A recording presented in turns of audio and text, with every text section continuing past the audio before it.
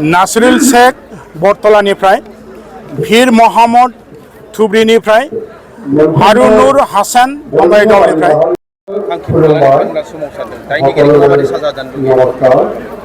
नासरुल शेख बरतलानिफ्राय, भीर मोहम्मद धुबरीनिफ्राय,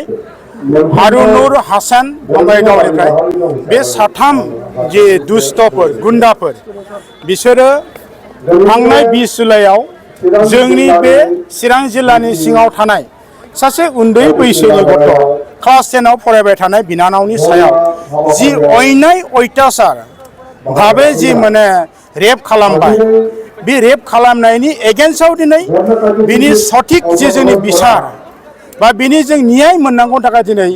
गासै चिरां जिल्लानि सिङाव थानाय फरायसा आफाद, रायजो राजा, समाजनि बुद्धिजीबी आरो जोंनि गासै कलेजनि फरायसाफोरा दिनै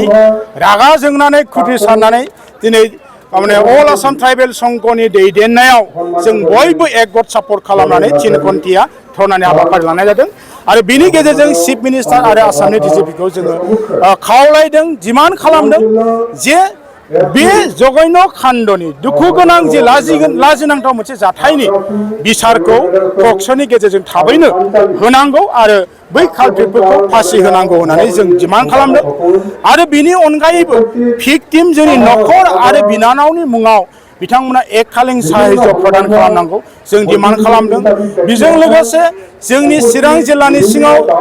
समाय गोबां माने अपराधमूलक जेबो खामानिफोर बे आयेननि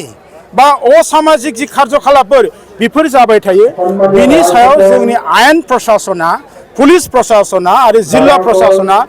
गोख्रों बेबस्था लानानै बै गाज्रि एन्टि एलिमेन्ट फर्सफोरखौ दमन खालामनांगौ, धंस' खालामनांगौ होननानै जों डिमान्ड खालामदों।